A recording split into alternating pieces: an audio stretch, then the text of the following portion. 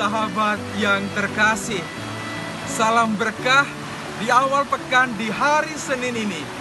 Dengan mimpi-mimpi baru, mari kita melangkah bersama dengan Tuhan.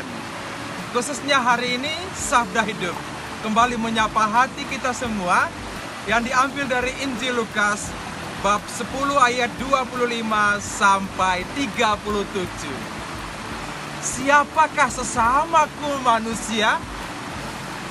Kisah tentang orang Samaria yang baik hati. Ini bukan kisah baru untuk saya dan para sahabat, tetapi kisah yang selalu mengingatkan kita, siapakah kita di hadapan Tuhan dan di hadapan sesama. Nah, ngomong-ngomong tentang kasih, itu tidak perlu yang jauh-jauh, yang dekat-dekat saja. Misalnya beberapa hari terakhir ini ya, kami di Hong Kong liburan, dan kesempatan yang baik bersama dengan teman-teman perantau. Wah, kita pergi hiking. Dan pergi hiking ya mendaki gunung.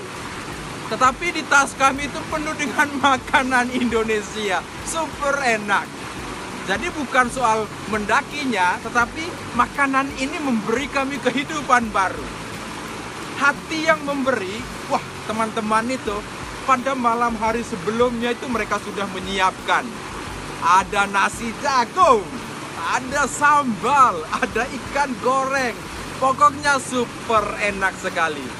Sehingga bagaimanapun jauhnya mendaki, tetapi kampung tengah selalu aman. Nah, saya renungkan begini. Hati yang memberi, ketika kami ya makan bersama, teman-teman tidak hanya ingat diri sendiri, tetapi ingat juga yang lain. Mereka siapkan juga untuk teman-teman mereka yang lain.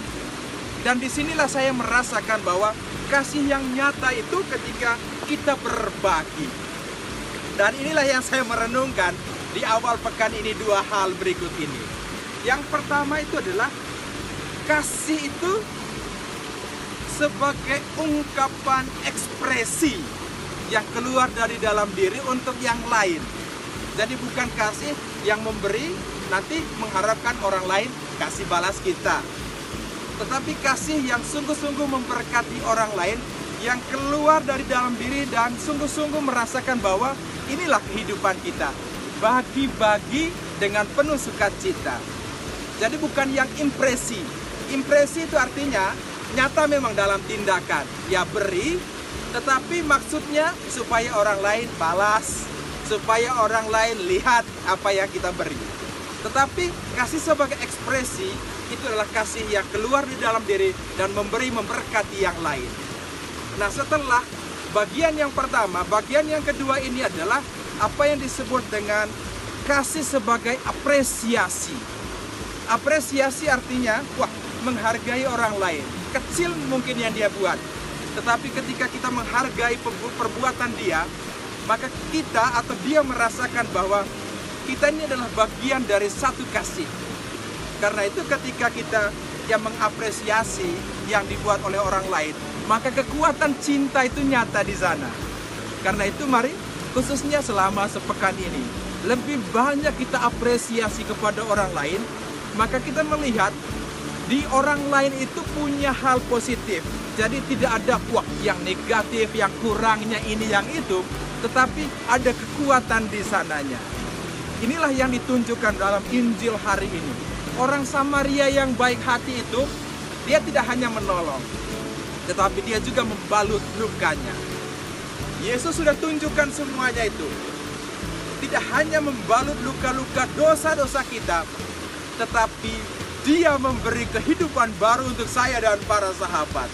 Dari atas salib, kebangkitannya itu memberi kehidupan baru. Kasih Tuhan Yesus itu seperti air ini yang mengalir masuk ke dalam setiap hati setiap orang tanpa membeda-bedakan. Inilah air kasih yang Tuhan Yesus tunjukkan untuk saya dan para sahabat. Dan inilah tugas kita khususnya selama sepekan ini. Berbagi kasih. Kasih yang sungguh-sungguh kita rasakan sebagai kekuatan yang Tuhan hadirkan itu dan kita nyatakan dalam tindakan kita setiap hari. Sudahkah para sahabat siap untuk lebih banyak memberi kasih? Teruslah melangkah. Sabda Tuhan, sabda hidup. Tuhan Yesus memberkati. Bunda Maria merestui. Amin.